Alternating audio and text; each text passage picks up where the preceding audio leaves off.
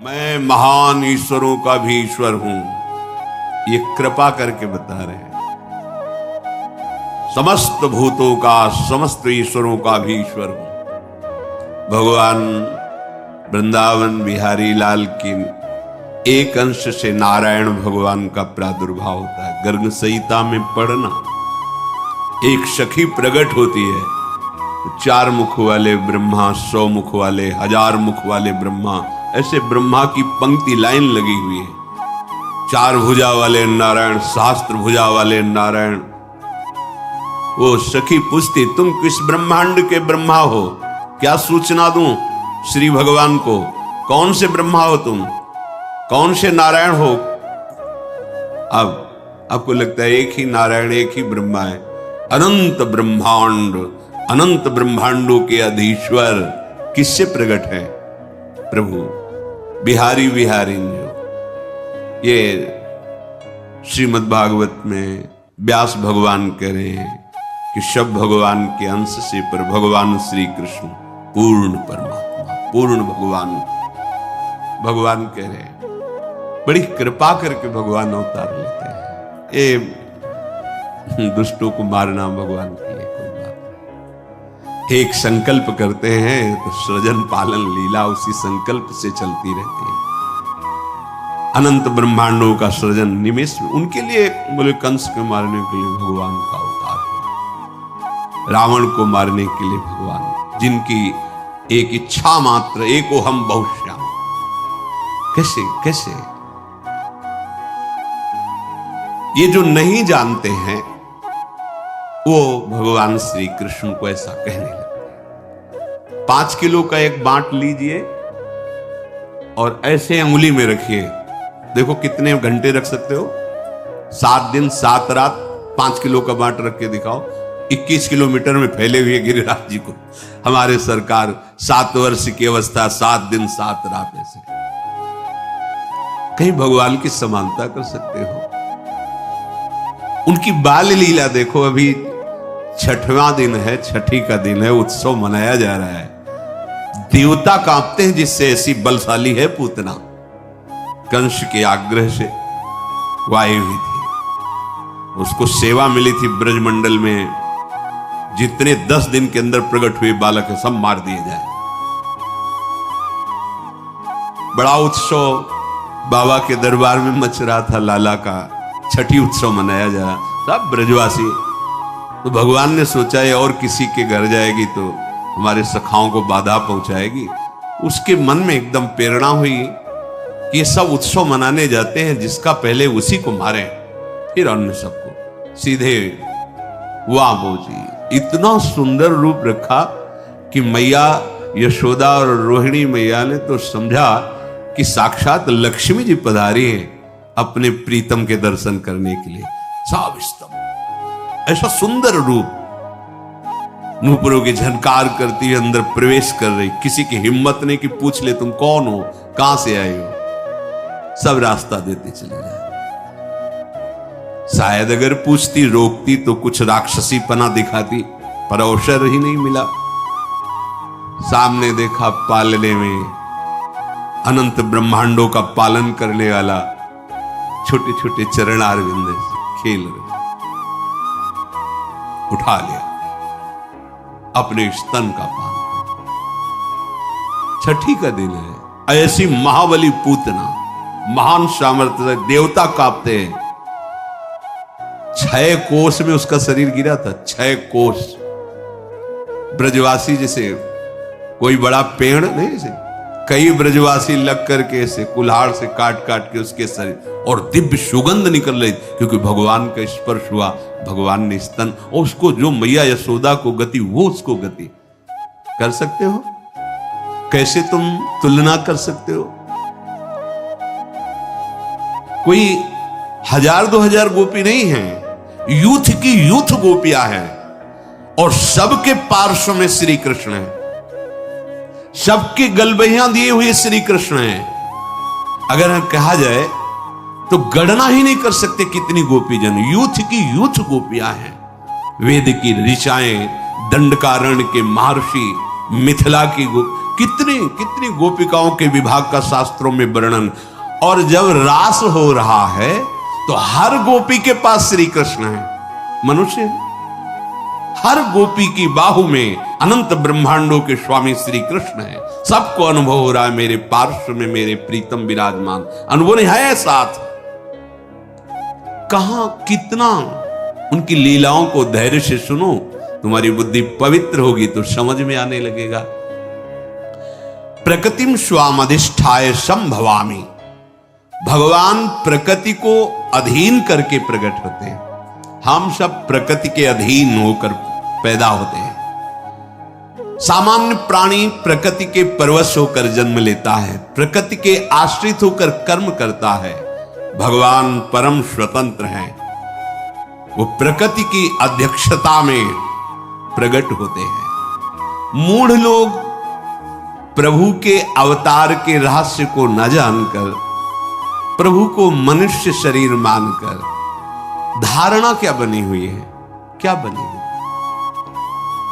क्या तुम स्त्री शरीर के समीप रहकर काम विजयी हो सकते हो? तुम्हारे अंदर यह भावना रहेगी कि ये स्त्री मैं पुरुष हूं, क्या इस भावना से रहित हो सकते हो? और जो महापुरुष हो गए हैं उनकी मैं 7 दिन 7 रात्रि तक 9 युवतियों द्वारा परमहंस श्री सुखदेव जी जनक जी के महल में सेवित हो रहे, हर समय दिगंबर रहते थे सुखदेव जी। क्या हुआ? रोज सूचना पहुंचती थी, बोले जैसे आए थे वैसे ही है। अरे जिनका नाम लेकर, जिनके चरणों का ध्यान करके ऐसी परमहंस स्थिति होती है। ठाकुर हरिदास जी के बाद 3 दिन वैश्या, क्या हुआ? अरे जिनका नाम लेकर भक्तों की ऐसी स्थिति होती है, उन भगवान में कहीं काम भाव होगा? उन भगवान में कहीं किसी शरीरों के श्रृंगार या स्पर्श से सुख होगा? सुख सिंधु को किसी सुख की जरूरत है? अच्छा, उनके सिवा और है कौन? गोपी नाम चतत्पति नाम सर्वेशामेव च, जो गोपियों के पतियों के, जो चराचर जगत की आत्मा है वही बने हुए, वो अपने आप से अपने आप में खेल रहे हैं। पर वो अपने आप से अपने आप में खेलना वो बिना भजन के नहीं जान सकते, वो कोई काम चेष्टा नहीं है। पर ये मूढ़ मानुषी तनुमाश्रितम, वो समझते हैं कि भगवान मेरे जैसा ही शरीर धारण करके मैं जिस काम आदि के अधीन होकर चेष्टा करता हूं, ऐसे भगवान की अधीन। वो भगवान तो माखन चोरी किए। अरे वहां बर्तन नहीं रखते थे नंद बाबा के घर में कि भाई भगोने में मक्खन रखा है या बाल्टी में दूध रखा है। 10 लाख गौएं, तो कहां कुंड बने हुए थे। कुंड, ये दूध का कुंड, ये दही का कुंड, ये माखन का कुंड, घी का कुंड, बाबा के यहां कुंड थे। लाला अगर दिन भर स्नान करता रहे तो भी लाला माखन नहीं पा रहा जाके। उन महर्षियों ने जो तप किया और गोपी स्वरूप से आए, उनका भाव पाने के लिए, उनको सुख देने के लिए, जैसी गोपी भावना करती है, लालजू महाराज उस चेष्टा को अपना भजन मानते हैं, अपनी सुख का अनुभव करते और उसी चेष्टा से जाकर उसको सुख प्रदान।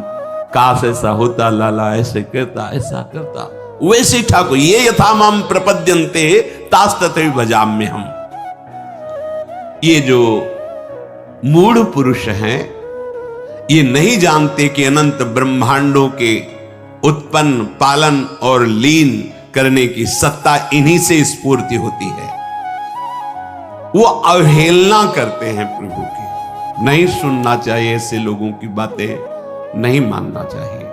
अगर ऐसे लोगों के पास बैठोगे, ऐसी बातें सुनोगे तो भगवत विमुख हो जाओगे। जो हम सुनते हैं, देखते हैं, बोलते हैं, वही मनन होता, जो मनन होता वही हमारी स्थिति होती है। इसलिए भगवान कह रहे जन्म कर्म च मे दिव्य।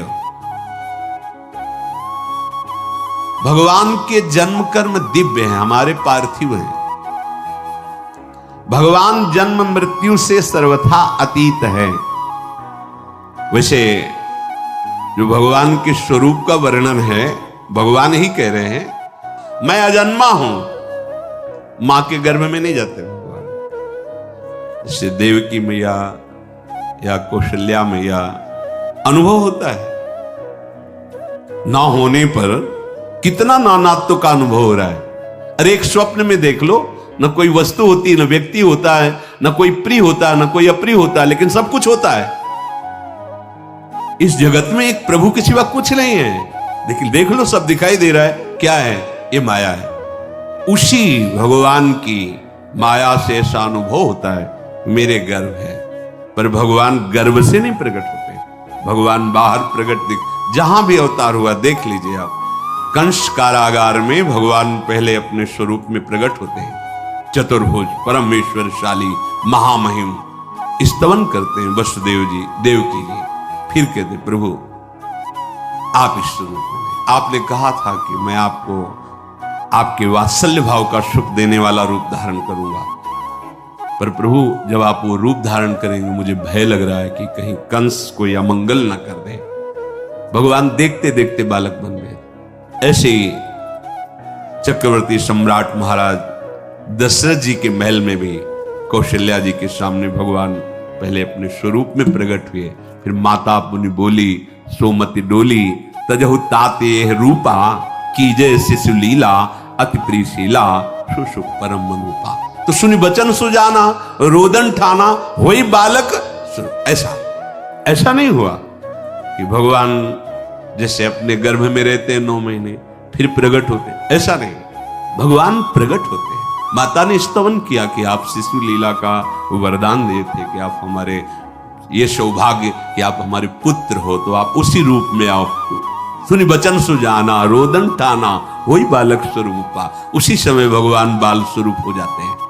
यद्यपि भगवान करे अजोपि सन्य व्यय आत्मा, मैं अजन्मा हूं, अजह अजन्मा हूं, अव्यय आत्मा, मैं अविनाशी हूं। फिर भी अपने भक्तों के लिए, संपूर्ण प्राणियों के परम कल्याण के लिए मैं अपनी प्रकृति को अधीन करके प्रकट होता हूं, देह धारण करता हूं। जब तक हम भजन नहीं करेंगे तब तक भगवान की लीला, भगवान की महिमा को हम नहीं जान पाएंगे। क्योंकि हमारी इच्छाएं तो अभी भोगों में है। जहां इच्छा है वही ममत्व है, आसक्ति वही चिंतन है। कैसे जान पाएंगे? जब तक उनका चिंतन नहीं है तो कैसे जान पाओगे? संसार का चिंतन करने वाला हृदय कभी भगवदानंद का अनुभव नहीं कर सकता। और जो भगवदानंद का अनुभव करने वाला, अनन्य चिंतन करने वाला, उसकी दृष्टि में संसार होता ही नहीं है। वहां केवल प्रभु होते, केवल प्रभु, वासुदेवा सर्वम, केवल भगवान। ये ऐसा जैसे आपको दिखाई दे रहा है तो लगता है भावना करनी होती है, ये प्रारंभिक है ही नहीं कोई, केवल प्रभु ही। देखो गोपी जन करे जित देखूं तित श्याममय, श्याम ही श्याम, जड़ चैतन्य कछु नहीं दिखत, जित दिखत तित श्याम खड़े। भगवान जब प्रकट होते हैं तो लीला ऐसे ही करते हैं कि कोई विवेकवान भक्तिवान ही भगवान को समझ पावे। नहीं तो जैसे सत्यजित पधारे ना, तो सत्यभामा के साथ भगवान भी रो रहे थे, बड़ी विपत्ति आई हमारे ससुर पधार गए। वैसा लीला, ऐसी लीला करते हैं कि ये लगेगा कि भगवान है भला। हमें तुम्हें तो बात जाने दो, गरुड़ जी को नागपाश में बंद गए, मुझे छुड़ाना पड़ रहा है। इसीलिए इनकी शरण में रहकर इनसे प्रार्थना करता रहे कि कभी हमारे नेत्रों में आपकी माया का पर्दा न पड़ने पावे नाथ। भगवान की लीलाएं अलौकिक हैं। भगवान का चिदानंद धाम है जहां अनादि अनंत, अनादिकाल से अनंत काल तक उनकी चिदानंदमयी लीला होती रहती है। उन्हीं भगवान को सर्वांतर्यामी रूप से निराकार भाव से उपासना की जाती है। जब अवतार लेते हैं तो सगुण साकार। इसीलिए हरिराम व्यास जी और बड़े बड़े महापुरुष कहते हैं निर्गुण सगुण ब्रह्म ते न्यारे, दोनों से बिलग, क्योंकि इन्हीं से है वो हमारे बिहारी बिहारिंजू जो नित्य वृंदावन चिदानंद धाम है। ये अपने महल में विराजते हैं बिहारी बिहारिंजू, और इन्हीं के अंश से सब ये लीलाएं होती रहती है। अब यहां से जब अवतार लेते हैं ब्रजमंडल में, तो यहां 2 अवतारों की लीला आती है। एक भगवान के ईश्वर अवतार जो कंस कारागार से नंदालय में पधारते हैं, और एक निकुंज से जो अद्भुत रास विलास लीला करते हैं। अगर ये रास विलास लीला भगवान नारायण की होती तो ध्रुवदास जी ने वर्णन किया है, शिव श्रीपति यद्यपि ललचाही मन प्रवेश तिन उनको नाही, निगमागम की कौन चलावे महाविष्णु के मन नहीं आवे, या रस को तवही अधिकारी कृपा करें जब राधा प्यारी।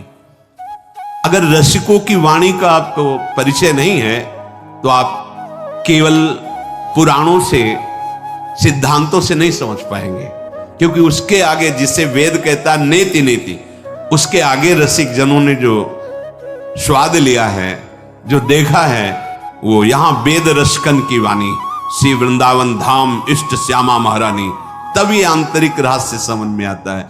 गीता में भी भगवान जी ने कहा कि अनन्य भक्ति के द्वारा ही मैं संपूर्णतया जानने में आता हूं, कोई तप यज्ञ आदि के द्वारा मेरे संपूर्ण रूप को नहीं जान सकता। अनन्य भक्ति अर्थात प्रेम के द्वारा ही मैं पूर्ण जानने में आ जाता हूं। कोई रंग ही नहीं है जिससे, कल एक बच्ची पूछ रही थी, प्रिया जो कितनी गोरी हैं और श्याम सुंदर कितने काले हैं। गोरी प्रिया भी चकोरी की तरह जिन्हें देखती है, ऐसे श्याम सुंदर है। नंद के लाल हरियो मन मोर, कौन बोल रही? हमारी स्वामिनी जी, जिनके रूप का वर्णन करने के लिए उनकी सखियां कहती तेरो रूप कहत नहीं आवे। प्यारी जी कैसी कोटि कोटि रसना जो रोम रोम प्रति होए, प्यारी जी के रूप को न प्रमाण कहो जाए। चाहे स्वामी जी बोले, चाहे हित जी बोले, चाहे ध्रुवदास जी बोले, जितने रसिक महापुरुष, ऐसा रूप प्यारी जी चकोरी की तरह देखती है। थे कहत चहत प्रीतम दिसी, बदन चंद्र मनो त्रसित चकोरी। आप देखो ऐसे हैं काले श्याम सुंदर कि गोरी प्रिया जी के नेत्र चकोरी की भांति उनके रूप लावण्य मिले। ऐसे मत समझना कि श्याम सुंदर काले जैसे है, ऐसे नहीं है। मुनि मन मोहन, विश्व मन मोहन, मदन मन मोहन और सुमन मन मोहन। नंदालय में जो खंभे हैं वो मणिजटित हैं, तो लालजू की जो प्रतिबिंब जब माखन खाएगा, ऐसे कितना सुंदर रूप। और मैया देखकर आनंद ले, सुमन मनमोहन, अपने रूप को देखकर लुभायमान हो जाते हैं और कहते हमसे दोस्ती करोगे? वो रूप दिखाई दे रहा है, बहुत सुंदर, माखन खाओगे? नहीं खाओगे? अच्छा, प्रभु अनंत ज्ञान के समुद्र, अनंत रूप के समुद्र। और प्रियालाल का जो रंग है वो प्रकृति में है ही नहीं है। प्रकृति में सतोगुण रजोगुण तमोगुण से ही सब कुछ प्रकट हुआ है, और प्रभु का त्रिगुणातीत रूप है, सच्चिदानंद रूप है। तो स्याही ही सच्चिदानंद नहीं तो कैसे बना है? पर जितने रूप है सब उनके हैं, क्योंकि कहो सो कहां जहां प्रभु नहीं, पर होते हुए भी अभी वो नहीं, और वही ना होते हुए भी सब जगह है। बड़ी सुंदर पहेली है, सुलझा लो तो महापुरुष हो जाओगे। सबसे परे सब में भरे वही है, पर इतने सुंदर हैं कि तुलना में कुछ है ही नहीं। अनंत ब्रह्मांडों में है ही नहीं कि कैसे श्याम रंग की तुलना। बस ऐसे समझो जैसे द्वितीया का चंद्रमा प्रकट हो तो शाखा, चंद्र शाखा में ऐसे, ओ देखो वृक्ष की डाल के एक हाथ ऊपर चंद्रमा दिखाई दे रहा है, ऐसे कि जैसे नवीन जलधर मेघ की कांति, जैसे केकी कंठाभ नीलम, पर नहीं है, उपमा नहीं।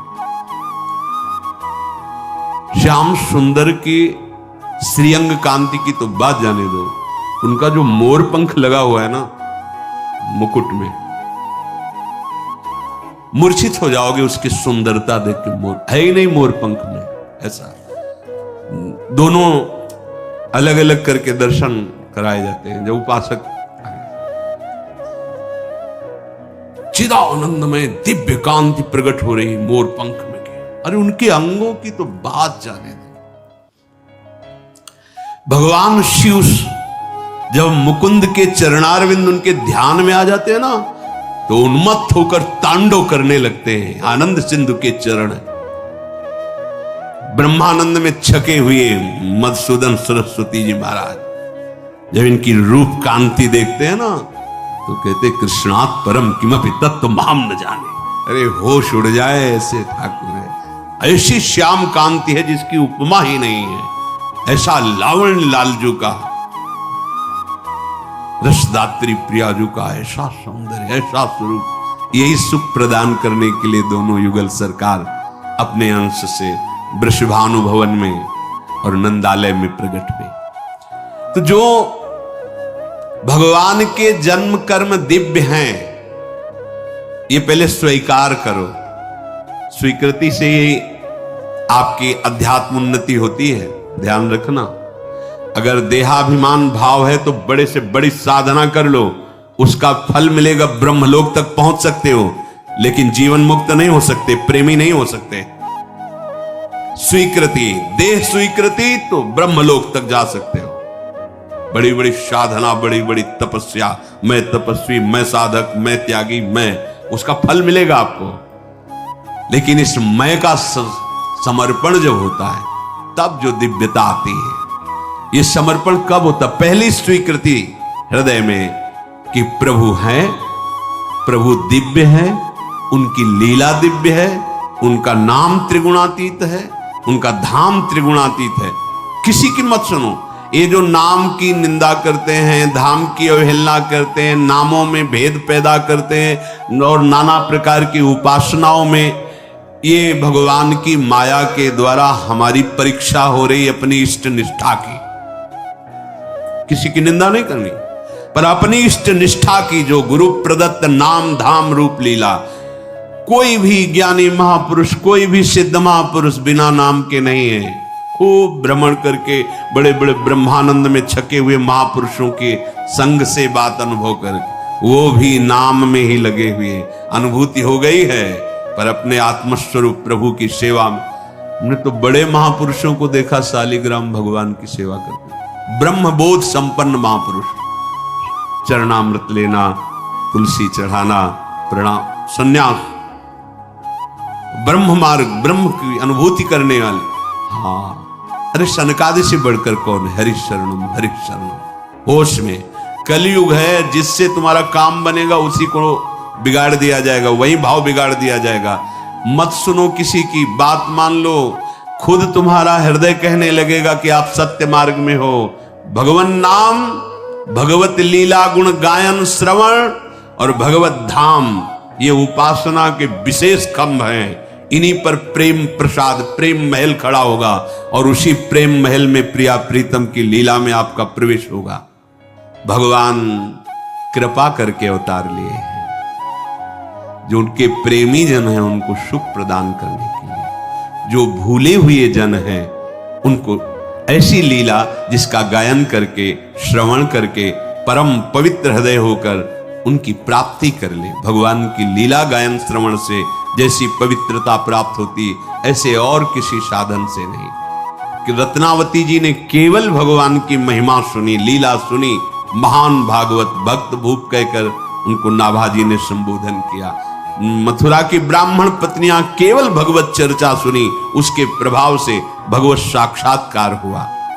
भगवान कृपा करके अवतरित होते हैं, ऐसी लीलाएं करते हैं जिनको हम गा करके, सुन करके, चिंतन करके भगवान की प्राप्ति करते हैं।